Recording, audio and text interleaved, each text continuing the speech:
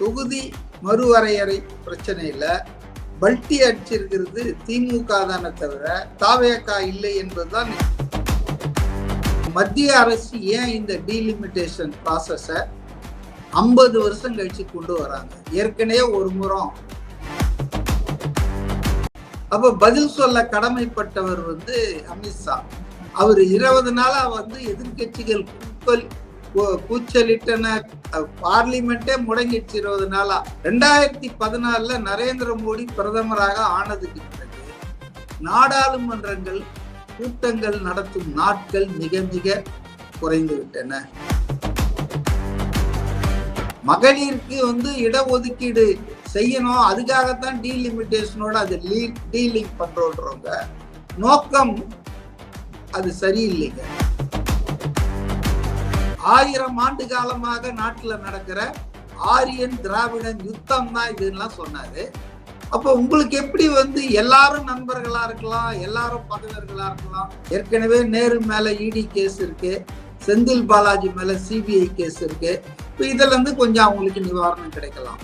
ஆனால் அரசியல் ரீதியாக பெரும் இழப்பை அவர்கள் பெறுவார்கள், சந்திப்பார்கள். பாஜக எதிர்ப்புல திமுகவும் இந்திய கூட்டணியில் இருக்க வேண்டும், தாவேகாவும் சேர வேண்டும்.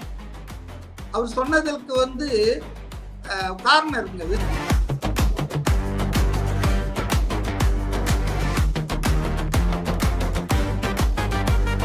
கிரெடிட் கார்டு ஓவர் டியூவா, மல்டிபிள் இஎம்ஐ ஸ்ட்ரெஸ்ஸா? இனி ஒரே இஎம்ஐல ஈஸியா மேனேஜ் பண்ணலாம். Power of one EMI. Sir, இன்னைக்கு பாத்தீங்கன்னா தென்னிந்திய முதலமைச்சர் மாநாடு சென்னை அருகே கோவளத்தில் நடைபெற்றது. அதுல பாத்தீங்கன்னா தமிழ்நாட்டு முதலமைச்சர் ஜோசப் விஜய் அவர்கள் முக்கியமான ஒரு ஸ்டாண்ட் எடுத்திருக்காரு. அதுல பாத்தீங்கன்னா காவேரி அணை கட்டக்கூடாது, நீட் தேர்வுக்கு தமிழகத்திலிருந்து விலக்க வேண்டும் அப்படின்ற போல ஒரு நிலையான ஸ்டாண்ட் எடுத்திருக்காரு. ஆனா தொகுதி மறையர்கள் மட்டும் இரட்டை நிலைப்பாடு எடுக்கிற போல ஒரு விமர்சனம் முன்வைக்கப்படுகிறது. அதை எப்படி சார் பாக்குறீங்க? அதாவது தென்னிந்திய மீட்டிங்ல தென் மாநில முதல்வர்களின் கூட்டம், அதாவது ஆந்திரா, தெலுங்கானா, கர்நாடகா, தமிழ்நாடு, கேரளம், புதுச்சேரி யூனியன் பிரதேசம், அதன் சார்பாக லெப்டினன்ட் கவர்னர் தான் பேசினாரு. மற்ற எல்லாம் முழு அந்தஸ்து பெற்ற மாநிலம்ன்றதெல்லாம் முதல்வர்கள் பேசினாங்க. இது கொஞ்ச நாள் கேப்புக்கு அப்புறம் இப்போ சென்னையில் நடந்திருக்கு. யூனியன் ஹோம் மினிஸ்டர் அமித்ஷா தலைமையில் இது நடந்தது. இந்த கூட்டத்தில் திரு விஜய் துணைத் தலைவர் என்ற முறையில் அவர் தேர்வு செய்யப்பட்டிருந்தாலும் தமிழகத்தின் சார்பான எல்லா முக்கிய கோரிக்கைகளையும் முன் வச்சிருக்கிறார் என்பதை நிச்சயமாக நம்ம பாராட்ட வேண்டும். ஏன்னா வெறுமனே வெளியே அறிக்கைகள் விடுவது, வாய்ச்சவடால் பேசுறதுன்னு இல்லாம, அது நிதி ஆயோக் கூட்டமாக இருந்தாலும் சரி, பிரதமர் தலைமையில் நடந்தது 9ஆம் தேதி. அவர் பதவி ஏற்றது மே 10, ஜூன் 9ஆம் தேதின்னு நினைக்கிறேன். டெல்லியில நடந்த நிதி ஆயோக் கூட்டத்துல பிரதமர் முன்னாள் முகத்துக்கு நேரா அவர் என்னெல்லாம் சொல்லணுமோ அதை சொன்னாருங்க. அதே போல இன்னைக்கும் நம்பர் 2 மத்திய அமைச்சரவையில் அமித்ஷான்றவர் நம்பர் 2, மோடிக்கு அடுத்தபடி இருக்கிறவர். இப்போ அவர் முன்னாலேயே மாநிலத்தின் உரிமைகளை, மாநிலத்துக்கு தேவைகளை ரொம்ப துணிச்சலாக எடுத்து வச்சிருக்காரு. இது பாராட்ட வேண்டிய விஷயமா தான் நான் பார்க்குறேன். இதில் ஒன்றும் தப்பு இல்லைங்க. ஆனால் இந்த டீலிமிட்டேஷன் பிரச்சனையில் அவர் என்னத்தை மாற்றிட்டாருன்னு எனக்கு தெரியல அவர் பேசுனதுல. ஆனால் திமுகவினர் ஒரு 3 மாதத்துக்கு முன்னால் என்ன பேசுனாங்க, இப்போ இப்படி ஒரு யூ டர்ன் அடித்து இப்போ என்ன பேசிகிட்டு இருக்காங்கன்றதை நம்ம பார்த்தோம்னா இதில் யார் உண்மையிலேயே தமிழ்நாட்டின் நலன்களுக்கு துரோகம் பண்ணுறாங்க, முன்னுக்கு பின் முரணாக நிலை எடுக்கிறார்கள்னு புரிஞ்சுக்கலாம். குறிப்பாக திமுக ஆட்சியில் இருந்த வரையில் ஏப்ரல் 2026 இந்த சட்டம் டீலிமிட்டேஷன் தொகுதி மறுவரையறுப்பு செய்கிற சட்டம் நாடாளுமன்றத்தின் 2 அவைகளில் 2/3 மெஜாரிட்டி இல்லாமல் தோற்று போனதால் அன்றைய முதல்வர் ஸ்டாலின் உட்பட திமுகவினர் எந்த அளவுக்கு பட்டாசு வெடிச்சு கொண்டாடினாங்க, எவ்வளோ மகிழ்ந்தார்கள் என்பது நமக்கு தெரியும்.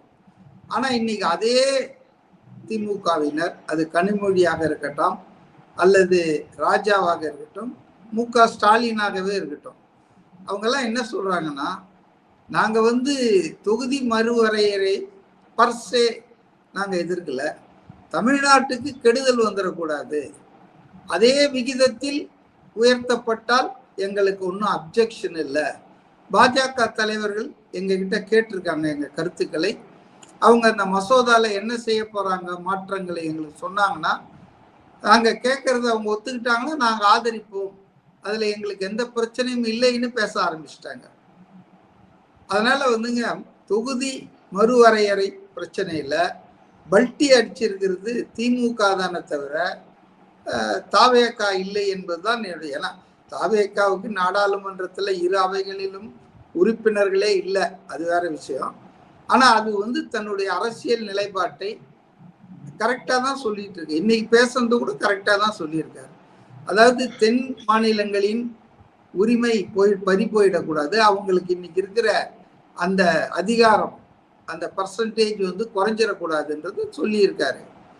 அதுல என்ன அவர் விட்டு கொடுத்துட்டாரு இல்ல பல்ட்டி அடிச்சிட்டாரு சொல்றாங்க. சார் அன்னைக்கு பாத்தீங்கன்னா திமுக அந்த தொகுதி மறுவரை ஆதரிச்சதுனால அப்போ ராகுல் காந்தி அவர்கள் என்ன சொல்லியிருக்காரு, தொகுதி மறுவரை ஆதரிக்கிறவங்க எட்டேப்பர்கள் அப்படின்றப்ப அன்னைக்கு பேசியிருந்தாரு. அப்போ விஜய் அவருடைய ஸ்டாண்டை மாத்தினாரு. அப்போ விஜய் எட்டேப்பரா அப்படின்றப்ப ஒரு கேள்வி எழும்புது சார். இல்லைங்க, அதாவதுங்க விஜய் எப்படிங்க தாவேக்காக்கு நாடாளுமன்றத்தில் 2 அவைகளின் உறுப்பினர்களே இல்லை. அவர் பேசுறது அவருடைய கருத்து, கட்சி கருத்து தான் சொல்லி தெரிஞ்சுக்கலாம ஒழிய உண்மையில இந்த வரக்கூடிய சட்டமன்ற நாடாளுமன்ற கூட்டத்தொடர்ல பாஜக அரசு என்டிஏ அதை திரும்ப கொண்டு வந்தாங்கன்னா, ஒரு முறை தோற்கடிக்கப்பட்டு விட்டது ஏப்ரல்ல, இப்ப திருப்பி அதை சிறப்பு கூட்டத்தொடர் போட்டு கொண்டு வர்றதுக்கு முயற்சி பண்ணிட்டு இருக்காங்க பாஜக. இப்ப அதுல ஆதரிக்கிறது என்ற கொஸ்டினே வராத. என்ன தாவேகாவுக்கு நாடாளுமன்றத்தின் மக்களவையிலும் ஒரு உறுப்பினரும் இல்லை, மாநிலங்களவையிலும் ஒரு உறுப்பினரும் இல்லை. அப்படி இருக்கும்போது அவங்க ஆதரிப்பார்கள்.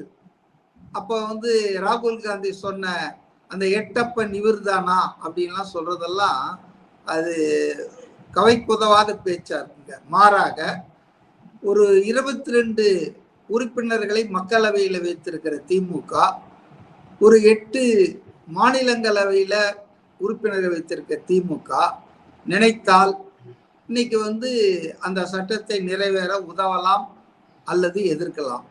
அதனாலதான் திமுகவின் நிலைப்பாடை பத்தி பேசுறோம். இப்ப திமுக ஏற்கனவே பாமக மாநிலங்கள் இருக்காங்க, தேமுதிக இருக்காங்க, அதிமுக, இவங்கெல்லாம் ஏற்கனவே என்டிஏவை நிலையை ஆதரிக்கிறவர்கள். ஆனா துவக்கத்திலிருந்தே இதை கடுமையாக விமர்சனம் செய்து இதை 25 வருஷத்துக்கு தள்ளி வைக்கணும், ஃப்ரீஸ் பண்ணோம் அப்படின்னு சொன்னது ஸ்டாலின் தான். இன்னைக்கு அதே வாய் என்ன சொல்லுதுன்னா, நாங்க சொல்லி இருக்கிற சில விஷயங்களை அவர்கள் ஏற்றுக்கொண்டால் எங்களுக்கு அவங்கள ஆதரிக்கிறதுல பிரச்சனை இல்லை.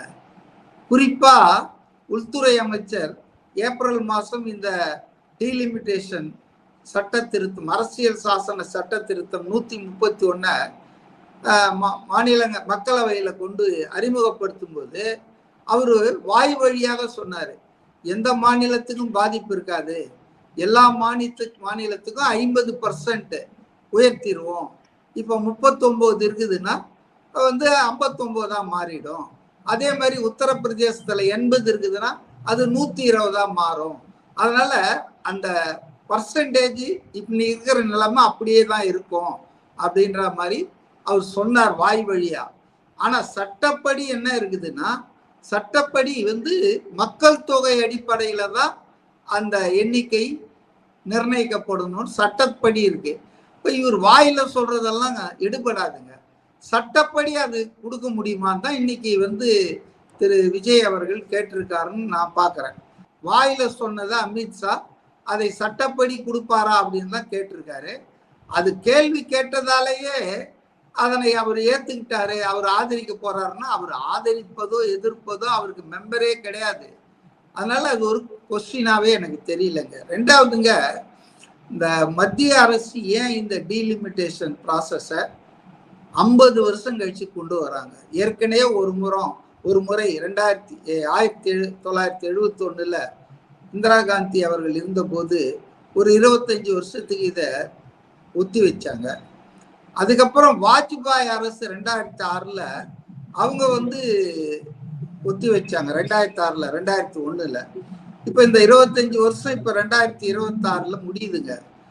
இதை இன்னொரு 25 வருஷத்துக்கு ஒத்தி வைக்கிச்சா முழுக போறது இல்லைங்க. ஏன்னா இன்னைக்கு இருக்கிற 543 நாடாளுமன்ற உறுப்பினர்கள் மக்களவையிலையும் 250 மாநிலங்களவை உறுப்பினர்கள் பேசுறதுக்கே நேரம் இல்லை. எந்த சட்டமும் விவாதிக்கப்பட்டு கருத்துக்கெல்லாம் கேட்டு பாஸ் பண்றது இல்லை.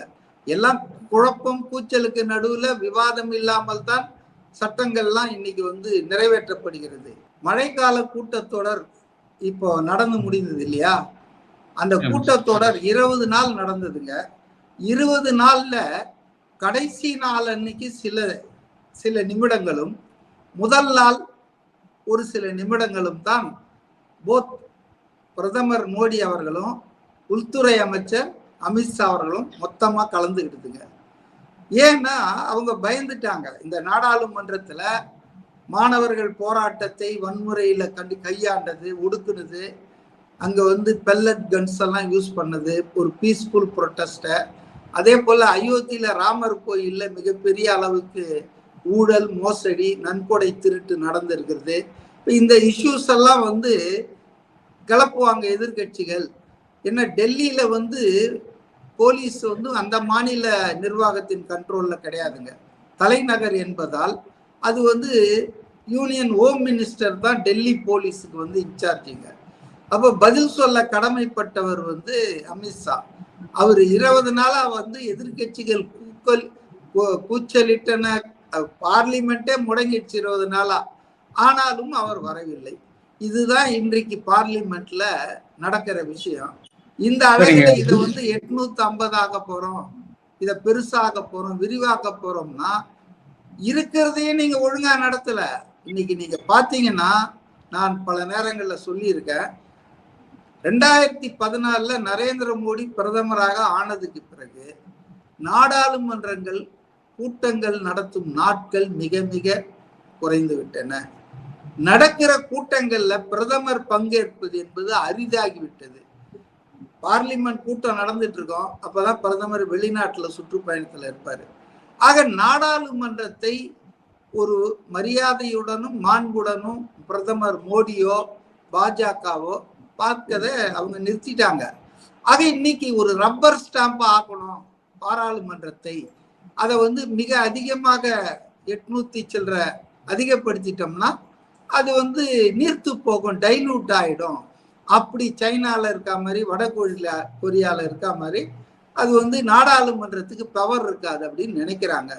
இப்ப எதுக்காக இவங்க இந்த டீலிமிட்டேஷனை உமன் ரிசர்வேஷனோட லிங்க் பண்றாங்க? கொஞ்சம் யோசிச்சு பாருங்க. மகளிருக்கு நாடாளுமன்றத்திலையும் சட்டமன்றத்திலையும் 33% இடஒதுக்கீடு தரலாம் என்பதை எல்லா கட்சிகளும் யுனானிமஸா, ஒரு மனதா, both ruling and opposition parties 2023 pass பண்ணிட்டாங்க. ஏன் அதை இப்ப 2029 அல்லது 2024 வந்த அந்த நாடாளுமன்ற தேர்தலில் அதை அமுல்படுத்த மாட்டேன்றாங்க? மகளிருக்கு இடஒதுக்கீடு செய்யணும், அதுக்காகத்தான் டீலிமிட்டேஷனோட அது டீலிங் பண்றோன்றவங்க நோக்கம் அது சரியில்லைங்க. அவங்க டீலிமிட்டேஷன் பண்ணி நாடாளுமன்றத்தை இன்னைக்கு இருக்கிற கொஞ்சம் நெஞ்சம் பவரையும் இல்லாமல் செய்ய முயற்சிக்கிறார்கள். தண்ணி ஊத்தி வளா விடுவாங்க இல்லையா, டைலூட் பண்ணிடுவாங்க இல்லையா. ஜனநாயகத்துக்கு இது ஆபத்துங்க. அதனால அந்த ஆங்கிள் தான் நம்ம டீலிமிட்டேஷன் தேவையே இல்லை என்ற நிலையை காங்கிரஸ் கட்சி எடுக்குது, பல எதிர்கட்சிகள் எடுக்கிறாங்க. திமுகவும் தமிழ்நாடு சட்டமன்ற தேர்தலுக்கு முன்னால் இந்த நிலையை எடுத்தது. இன்னைக்கு ஒரு யூட்டர்ன் அடிச்சு திமுக அதுல சில திருத்தங்கள் பண்ணா பரவாயில்ல, அதுல நாங்க தமிழ்நாடுக்கு 50% உயர்ந்தால் பரவாயில்ல, எல்லாருக்கும் உயர் போகுது அப்படின்னா சரி, வரவே வேணாம். எதுக்கு உயர்த்தணும்? 39 59 ஆச்சுன்னா என்ன ஆக போகுதுங்க? உத்தரப்பிரதேசத்துக்கு 80 120 ஆக போகுது. இன்னைக்கு இருக்கிறவனுக்கே டைம் போதல, டைம் கொடுக்க முடியல. பாராளுமன்றம் என்பது ஒரு பேசக்கூடிய டிஸ்கஸ் பண்ணக்கூடிய ஒரு அமைப்பா இல்லை. அப்ப இதுக்கு எதுக்கு திரும்பவும் இதை விரிவாக்குகிறோம் என்ற பேர்ல நீர்த்து போக செய்கிறார்கள். இது நடக்கக்கூடாது என்பதுதான் ஜனநாயகத்தின் மேல, நாடாளுமன்ற ஜனநாயகத்தை நம்பிக்கை வச்சிருக்கிறவங்க அவர்களுடைய கருத்தா இருக்குங்க. விஜய் அவர்கள் இதுல ஆதரிக்கிறார், எதிர்க்கிறார், துணை போகிறார் என்ற பேச்சுக்கே இடம் இல்லை. ஏன்னா கடந்த காலங்கள்ல அவர் மிக தெளிவாக நிலையை சொல்லி இருக்கிறார். பார்லிமெண்ட்ல 2 அவையிலையும் அவருக்கு உறுப்பினர்கள் இல்லை. அதனால அவர் எப்படி ஆதரிப்பார் இல்ல எதிர்ப்பார் என்பது எனக்கு தெரியல.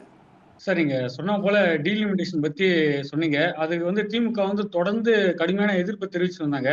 ஆனா இப்போ அவங்க ஸ்டாண்ட்ல அவங்க நிபந்தனையோட ஆதரவு கொடுக்க போறதா சொல்றாங்க. சப்போஸ் நிபந்தனையோட ஆதரவு கொடுத்தா மோடி அமைச்சரவையில அவங்க இடம்பெற போறதா சொல்றாங்க. அப்படி இடம்பெற வாய்ப்பு இருக்கா சார்? இப்போ மோடி அமைச்சரவை 20 இலக்காக்கள் மாற்றி அமைக்க போறாங்களா? இல்ல, நல்ல கேள்வி. ஒரு சில வாரங்களுக்கு முன்புன்னு நினைக்கிறேன், கனிமொழி சோமுன்ற திமுகவின் நாடாளுமன்ற உறுப்பினர் செய்தியாளர்களை சந்திக்கும் போது இது போல ஒரு கேள்வியை கேட்டப்போ, பாஜகவோடு நீங்க உறவு தொடங்க போறீங்களா, திரும்பவும் கூட்டணி வைக்க போறீங்களா அப்படின்னு கேட்டதுக்கு இல்லைன்னு சொல்லிட்டு போயிருக்கலாம். ஏன்னா அவங்கதான் மதவாத சக்திகளை எதிர்க்கிறவர்கள், மத சிறுபான்மையை பாதுகாக்கிறவர்கள், செக்குலர் பாலிடிக்ஸ்ல உறுதியா இருக்கிறவங்க திமுகன்னு சொல்லிட்டு இருக்காங்க. அப்ப அவங்க அந்த பேச்சுக்கே இடம் இல்லைன்னு சொல்லியிருக்கணும். அதான் நான் எதிர்பார்த்தேன். ஆனா அந்த அம்மா என்ன சொன்னாங்க தெரியுங்களா? அரசியலில் நிரந்தர பகைவர்களும் இல்லை, நிரந்தர நண்பர்களும் இல்லைன்னாங்க. சரி, அவங்க இப்படி சொல்லிட்டாங்க. ஒரு 2 நாள் கழிச்சு, அதுக்கு 2 நாள் கழிச்சு வானதி சீனிவாசன் பாஜகவினுடைய ஒரு முக்கிய தலைவி, அவங்க என்ன சொல்றாங்கன்னா, இது போல என்ன பாஜக திமுக நெருங்குகிறதான்னு கேட்டா, அரசியல்ல எதுவும் நடக்கலாங்க, நிரந்தரமா யாரும் எதிரியும் இல்லை, பகைவரும் இல்லை பாஜகவுக்கு அப்படின்றாங்க. பாஜகவுக்கு யார் ஒன்னாலும் எதிரியா இல்லாம இருக்கலாம், நண்பர் இல்லாம இருக்கலாம். ஆனா திமுகவுக்கு அப்படியா? திமுக கடந்த காலத்துல பாஜகவுக்கு எதிராக, பாஜகவின் மதவாத சித்தாந்தத்துக்கு எதிராக எவ்வளவு பேசியிருக்குங்க. கடந்த சட்டமன்ற தேர்தலையே கூட மு.க. ஸ்டாலின் என்ன சொன்னார்னா, இந்த சட்டமன்ற தேர்தல் என்பது தமிழ்நாட்டுக்கும் டெல்லிக்கும் நடக்கிற போராட்டம், 1000 ஆண்டு காலமாக நாட்டுல நடக்கிற ஆரியன் திராவிடன் யுத்தம் தான் இதுலாம் சொன்னாரு. அப்ப உங்களுக்கு எப்படி எல்லாரும் நண்பர்களா இருக்கலாம், எல்லாரும் பகைவர்களா இருக்கலாம், யார் ஒன்னா எப்போ ஒன்னா நண்பர்கள் ஆகலான்றாங்க. ஸோ த ஃபேக்ட் இஸ், இன்னைக்கு தமிழ்நாட்டு அரசியலில் திமுக தனித்து விடப்பட்டிருக்கிறது, ஐசோலேட்டட், கம்ப்ளீட்லி ஐசோலேட்டட். திமுகவின் அரசியல் வரலாறை நம்ம பார்த்தோம்னு சொன்னாங்க, 1957 அது போட்டி போட்டு சில கட்சிகள் கூட்டணியோட ஒரு 15 சீட்டு முதலா ஜெயிச்சாங்க. ஆனா 67 தான் ஃபர்ஸ்ட் டைம் அவங்க ஆட்சியை பிடிச்சாங்க. இப்ப 2026 வரைக்கும், அண்ணா காலத்திலிருந்து ஸ்டாலின் காலம் வரைக்கும் எடுத்து பார்த்தோம்னா, திமுக என்பது சட்டமன்ற தேர்தலிலும் நாடாளுமன்ற தேர்தலிலும் கூட்டணி கட்சிகளின் ஒத்துழைப்பு, உதவி, ஆதரவு இல்லாமல் எப்போதுமே வெற்றி பெற்றதில்லை, தனித்து வெற்றி பெற்றதில்லை. அதுக்கு அர்த்தம் கூட்டணி வச்சப்பெல்லாம் ஜெயிச்சிட்டாங்கன்னு, கூட்டணி வைத்த போதும் கடும் தோல்வியை சந்தித்திருக்கிறார்கள், படுதோல்வியை அவர்கள் பெற்றிருக்கிறார்கள். ஆனா மெயினான பாயிண்ட் என்னன்னா, அவர்கள் வெற்றி பெற்ற போதெல்லாம் கூட்டணி கட்சிகளுடைய ஆதரவையும் ஒத்துழைப்பையும் பெற்றுதான் அவங்க வெற்றி பெற்றிருக்காங்க. இப்ப 2021 எடுத்துக்கோ, கூட்டணி இல்லாம அவங்களால ஜெயிச்சிருக்க முடியுமா? 2026 கூட்டணி வச்சும் தனித்து போட்டியிட்ட தாவேகாவிடம் தோற்று போனார்கள். ஆக கூட்டணி கட்சிகள் என்பது திமுகவின் பலம், முக்கிய பலம். இன்னைக்கு அந்த கட்சிகள்ல பிரதானமா காங்கிரஸ், விசிக, இடதுசாரிகள், சிபிஐ, சிபிஎம், இந்தியன் யூனியன் முஸ்லீம் லீக் போன்றவர்கள் போயிட்டாங்க, அவங்கள விட்டு போயிட்டாங்க. தாவேகா உடைய அரசுக்கு ஆதரவு கொடுத்து சிலர் அரசியல் பங்கேற்றிருக்கிறார்கள். இடதுசாரி கட்சிகள் வெளியிலிருந்து ஆதரவு கொடுக்குறாங்க. இப்ப திமுக கூட யாருங்க இருக்கிறது? பிரேமலதா தேமுதிக இருக்குது. அதனுடைய ஓட்டு பர்சன்டேஜ் எவ்வளவுங்க? Less than 0.5. அதுக்கப்புறம் சில லெட்டர் பேட் கட்சிங்கெல்லாம் இருக்குதுங்க. தமிமுன் அன்சாரி, அப்புறம் கருணாஸ், புலிப்படை, இந்த மாதிரி எல்லாம் சில பேர் இருக்காங்க. ஆக அவங்களுக்கு வந்து ஒரு கூட்டணி பலம் என்பது இல்லாமல் போய்விட்டது. ஆகவே உள்ளாட்சி தேர்தல் வரப்போகுது, நாடாளுமன்ற தேர்தல் 29 வரப்போகுது, இந்த ஒரு 7 இடைத்தேர்தல் சட்டமன்றத்துக்கு வரப்போகுது. இதுல அவங்களுடைய நிலை என்னன்றது இப்பவே எழுதி கொடுத்துடலாம். தனித்து விடப்பட்டிருக்கிறார்கள், தனிமையில் இனிமை காண முடியாது. ஆக தோல்வி என்பது உறுதி செய்யப்பட்ட ஒன்று. ஆகவே அவங்களுக்கு கூட்டணிக்கு வேற கட்சிகளை, ஆட்களை தேட வேண்டிய அவசியம், கட்டாயம் திமுகவுக்கு இருக்குது. வேற யாரையும் விட இன்னைக்கு திமுகவுக்கு இருக்கு. அதனால யார அவங்க போய் தேடுவாங்க? அவங்களுக்கு வந்து ஒரே கல்லில் 2 மாங்காய் அடிக்கணும்னா, ஒண்ணு கூட்டணிக்கு பாஜக வந்தா மத்தியில அவங்களுடைய அமைச்சரவையில இன்னும் 22 எம்பிங்க இருக்காங்களா, ஒரு 4-5 மந்திரிகள் கேட்கலாம், பசையான இலாக்காக்களை கேட்டு பெறலாம். மாநில அரசு எடுக்கிற இந்த ஊழல் எதிர்ப்பு நடவடிக்கைகள், லஞ்ச ஊழலுக்கு எதிரான அந்த முன்னாள் அமைச்சர் நடவடிக்கைகள், இடி கேஸ், சிபிஐ கேஸ்ல இருந்தெல்லாம் தப்பிச்சுக்கலாம், தாமதப்படுத்தலாம். இதுதான். ரெண்டாவது வந்து பாஜகவுக்கு ஒரு 4-5% ஓட்டு இருக்கு இல்லைங்களா, அந்த ஓட்டு தங்களுக்கு கிடைக்கும். அவங்க எதை மறந்துட்டாங்கன்னா, சிறுபான்மையினர் ஓட்டு இப்போ இந்த தேர்தலையும் அவங்களுக்கு கிடைச்சிருக்கு.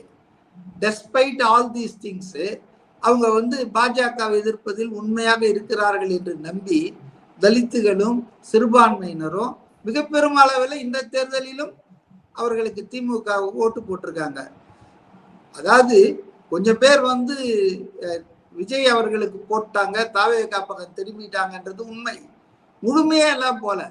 ஆனால் பாஜகவோடு இவங்க கூட்டணி வச்சாங்கன்னா எதிர்காலத்துல வைப்பது உறுதி என்றுதான் நான் நம்புகிறேன். அப்ப அவங்களுக்கு வந்து டோட்டலா தலித் மக்களினுடைய ஆதரவும், சிறுபான்மை கிறிஸ்துவர்கள், இஸ்லாமியர்கள் ஆதரவும் முழுமையா இல்லாம போவாங்க. அதனால அவங்களுக்கு வந்து வின்வின் சிச்சுவேஷன் கிடையாதுங்க. கூட்டணி வச்சாங்கன்னா அவங்களுடைய சில பேருக்கு நன்மைகள் கிடைக்கலாம், 4 அமைச்சர்கள் கிடைக்கலாம், அப்புறம் அவங்க கொஞ்சம் கேஸ்ல இருந்தெல்லாம் அவங்கள பார்த்து, ஆனா மாநில அரசு தொடுக்கிற கேஸ்ல இருந்து அவங்களால பாதுகாத்துக்க முடியாது. ஏற்கனவே நேரு மேல இடி கேஸ் இருக்கு, செந்தில் பாலாஜி மேல சிபிஐ கேஸ் இருக்கு. இப்ப இதுல இருந்து கொஞ்சம் அவங்களுக்கு நிவாரணம் கிடைக்கலாம். ஆனால் அரசியல் ரீதியாக பெரும் இழப்பை அவர்கள் பெறுவார்கள், சந்திப்பார்கள். அந்த கட்சி தலை தூக்க முடியாது தமிழ்நாட்டில் என்பதுதான் என்னை போன்றவர்களுடைய ஒரு கருத்தாக இருக்கிறது.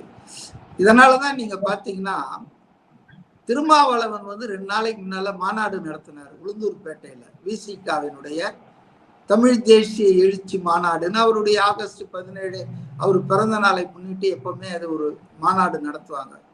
இந்த முறை அந்த மாநாடு மிக பிரம்மாண்டமாக நடந்தது. ஆனா அந்த தொண்டர்களுடைய ஒரு கட்டுப்பாடின்மை காரணமாக அங்க வந்து மிகப்பெரிய நெரிசல் ஏற்பட்டு அவருக்கே மூச்சு திணறல் வந்து, கடைசியா அவர் வந்து ஒரு மணி நேரமாவது பேசக்கூடிய நல்ல பேச்சாளர், நிறைய விஷயங்கள் தீர்மானங்கள்லாம் முன்மொழி இருந்தது. ஆனா மேடையை வந்து 400-500 பேர் ஏறி திக்கு முக்காடிட்டதால அவரு ஒரு 7-8 நிமிஷம் தான் பேசி ஷார்டஸ்ட் ஸ்பீச் முடிச்சாரு. அதுல அவர் சொன்னது ஒண்ணுதான், இனிமேல் விசிகாவின் அரசியல் பயணம் தாவேகாவோடு தொடரும் அப்படின்னு சொன்னாரு. இந்த மாதிரி ஒரு தீர்மானகரமான முடிவுக்கு திருமாவளவன் அவர்கள் போன வாரம் இல்ல, அதுக்கு முந்தின வாரம் வரல. அப்பெல்லாம் அவர் என்ன சொல்லிட்டு இருந்தாருன்னா, பாஜக எதிர்ப்புல திமுகவும் இந்தியா கூட்டணியில் இருக்க வேண்டும், தாவேகாவும் சேர வேண்டும். அவர் சொன்னதற்கு வந்து காரணம் இருக்குங்க. வெஸ்ட் பெங்கால்ல வந்து மாநில சட்டமன்ற தேர்தலில் காங்கிரஸ், திரிணாமுல் காங்கிரஸ், சிபிஎம் இவங்கெல்லாம் ஒருத்தரை அடிச்சுக்கிட்டாங்க. ஆனால் அவர்கள் இந்தியா கூட்டணியில பாஜக எதிர்ப்பு, மதவாத எதிர்ப்பு என்ற கோட்பாடு அடிப்படையில ஒன்னாதான் இருக்காங்க சட்டமன்ற தேர்தலுக்கு பிறகும். காஷ்மீர்லயும் அப்படிதான். பிடிபி பார்ட்டியும் என்சி என்கின்ற தேசிய கான்பரன்ஸ் மாநாட்டு கட்சியும் சட்டமன்ற தேர்தலை எதிர்த்து போட்டி போட்டுக்கிறாங்க. ஆனால் பாஜக எதிர்ப்புல ஜம்மு காஷ்மீர்ல அவங்க 2 பேரும் இந்தியா கூட்டணியில இருக்காங்க. கேரளாலையும் பார்த்தீங்கன்னா இடதுசாரிகள் தலைமை வைக்கிற எல்டிஎஃப்க்கும் காங்கிரஸ் தலைமையில் இருக்க யூடிஎஃப்க்கும் தான் ஃபைட் நடந்தது. அப்கோர்ஸ் காங்கிரஸ் ஜெயிச்சிருச்சு. 10 ஆண்டு ஆட்சியில் இருந்த இடதுசாரி கூட்டணி தோல்வி அடைஞ்சிச்சு. ஆனா அதுக்கப்புறமும் இந்தியா கூட்டணியில இடதுசாரி கட்சிகளும் இருக்கிறார்கள், காங்கிரஸும் இருக்குது. இப்போ இது போல தமிழ்நாட்டிலும் பாஜக எதிர்ப்பை மையப்படுத்தணும், கூர்மைப்படுத்தணும்னு சொல்லி திருமாவளவன் ரொம்பவும் விரும்புறாரு. அதனாலதான் முந்தா நாள் வரைக்கும் அவர் என்ன சொல்லிட்டு இருந்தாருன்னா, திமுகவுடன் நம்ம நட்பு இருப்போம், தாவேகாவோட ஆட்சியில பங்கு, அதுக்கு ஆதரிப்போம் 5 வருஷம் அப்படின்னு சொல்லிட்டு இருந்தாரு. இந்த எண்ணத்துலதான். ஆனா இன்னைக்கு பாராளுமன்ற மழைக்கால கூட்டத்தொடர்ல திமுக உறுப்பினர்கள் நடந்து கொண்டது அவருக்கு தெரியுது. அவர் ஒரு சீனியர் லீடர். பாஜக தலைமை திமுக தலைமையோடு பேசிக்கிட்டு இருக்கு. அவங்க டீலிமிட்டேஷனை ஆதரிக்க போறாங்க. ஒண்ணு ஆதரிச்சு வாக்களிப்பாங்க பகிரங்கமா, இல்லைன்னா அந்த நேரத்துல அதை வாக் அவுட் பண்ணி வெளிநடப்பு பண்ணிட்டு அதை பாஸ் பண்றதுக்கு மறைமுகமா உதவுவாங்க என்ற சூழல் திருமாவளவன் எம்பியா இருக்கிறதால மற்றவங்களோட அவருக்கு அதிகமா நேராவே பார்த்துருப்பாரு. ஸோ அதனாலதான் உளுந்தூர்பேட்டையில் அந்த மாநாட்டில் தெரிவிக்காம முடிவு எடுத்துட்டார். திமுக இனிமேல் பாஜக எதிர்ப்புல தீவிரமா இருக்காது, அது பாஜகவோடு போறதுக்கு எல்லா வேலையும் பண்ணிட்டு இருக்கு. அதனாலதான் ராகுல் காந்தியை கொச்சையா திட்டுறாங்க. ராகுல் காந்தியையும் காங்கிரஸையும் பாஜகவினர் திட்டுவதை விட கடுமையா திட்டுறாங்க. அப்படின்னா அது காரணம் என்னன்னா, நாங்க பிஜேபியை ப்ளீஸ் பண்ண விரும்புறோம், பிஜேபி எங்களுக்கு உதவணும் அப்படின்ற அடிப்படை என்பது அடிப்படையான அரசியல் அறிவு உள்ள எல்லாருக்குமே தெரியும் தமிழ்நாட்டில். ஆகவே நீங்க கேட்கிற கேள்வி சரியான கேள்விதான். நன்றி, வணக்கம் சார். நன்றி, வணக்கம். கிரெடிட் கார்டு ஓவர் ஜீவா மல்டிபிள் இஎம்ஐ ஸ்ட்ரெஸ். இனி ஒரே இஎம்ஐல ஈஸியா மேனேஜ் பண்ணலாம். Power of 1 EMI.